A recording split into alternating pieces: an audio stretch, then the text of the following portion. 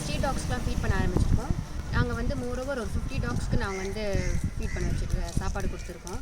அது மாதிரி உங்களால் முடிஞ்ச அட்லீஸ்ட் 1-2 நாய்க்கு நீங்களாக போயிட்டு வைக்கிறதுக்கு பதில் உங்கள் வீட்டுக்கிட்ட வர்றதுக்கோ உங்கள் பக்கத்து தெருவில் இருக்கிறதுக்கோ ஆனால் அது அதுக்கு ரொம்ப பெரிய உதவியாக இருக்கும்.